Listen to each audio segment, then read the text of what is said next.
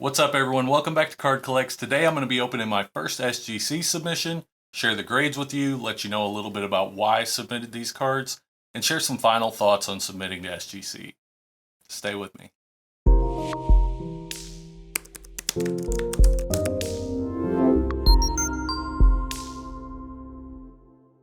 Alright guys, let's open this so I can share with you what I got. A little bit of the backstory. I submitted these cards right when SGC lowered their price back down to $30 a couple weeks ago.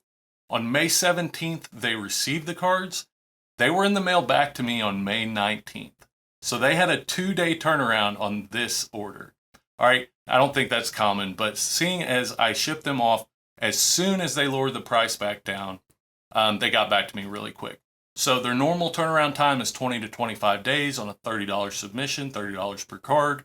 And that really opens up a lot of options when it comes to submitting to SGC. That's pretty much the closest you can get without spending $150, $300. PSA is closed down. BGS, you're looking at 6 months on anything reasonably priced. So it's a really good option on certain cards. And I would say certain cards because you've got to have a card that justifies that $30 if it comes back in a little lower grade than what you think it's going to. So keep that in mind. But without further ado, let's get into it.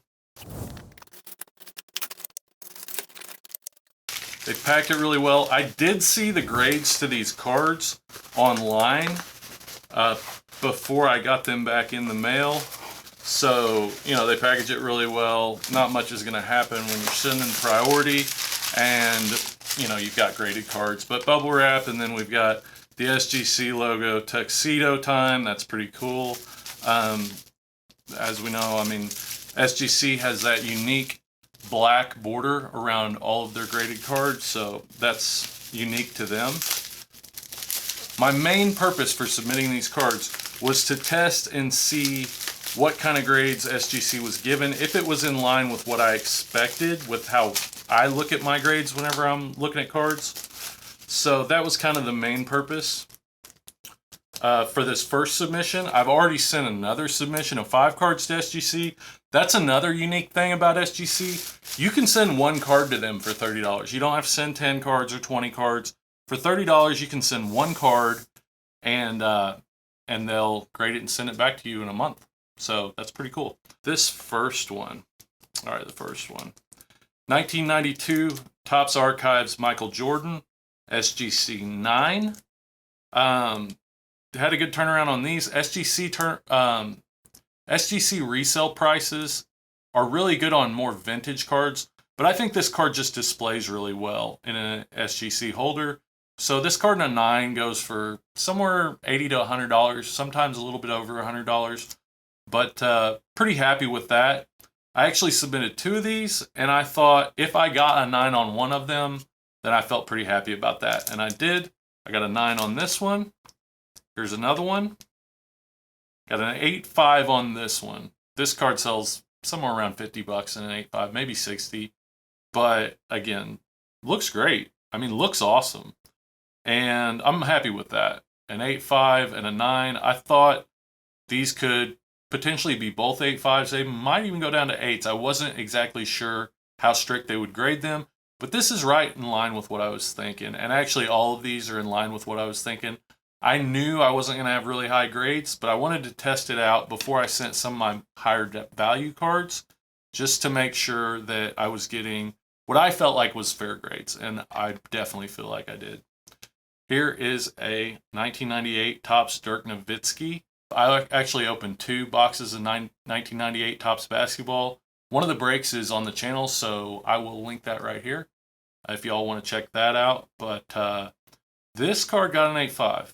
I'm pretty happy with that.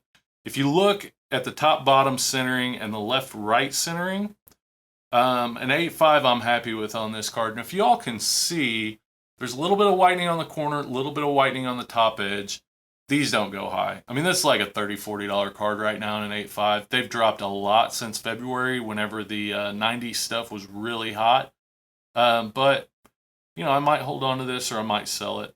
Actually, all of these might get sold because they are kind of lower grade stuff, but again, wanted to test the waters on some of the lower grades. If you're familiar with the channel, then you know about this card. 2001 Topps Ichiro Suzuki. I have several of these. I've got, I think, 9 total Ichiro Topps rookies. I think I've got 4 of the base card, 3 of the HTA parallel, and 1 base traded Ichiro Albert Pujols. So this is the lowest, this is what I felt like was the lowest condition example of an Ichiro rookie that I had. So I wanted to submit this to test the waters, and we got a 7. And that's right in line with what I thought this card would get. If you can see, I mean, we're really off center, right to left, and top to bottom's pretty good as far as centering. But we got a soft corner here, we got a soft corner here, and a little bit of surface loss of gloss loss, paper loss, whatever you want to call it, right here in this corner. These cards stick really bad when they come out of packaging or whenever they've been in storage for a while, and that was the case on this card. So a 7 on this card I feel like is about in line for this age of card and how bad the centering is. I mean, we're talking like 70-30 centering probably on this card, 65-35, something like that. So very happy, actually very happy. You know, this card doesn't sell for more than what the raw version does, but it will sell for $50, around there, somewhere around $50. So paying my grading costs, I probably, honestly, if I had sold these cards raw, I probably would have come out about 20 bucks ahead. But again, it's a test run. It's to see, you know, how they're grading different cards. And I felt like they graded them very fairly. So I'm really happy with this submission and the knowledge that I picked up. And again, not really losing money, not really making money, but picked up a ton of knowledge in how they're grading right now. I've looked at a lot of SGC cards in the past, and I always felt like their grades were very consistent.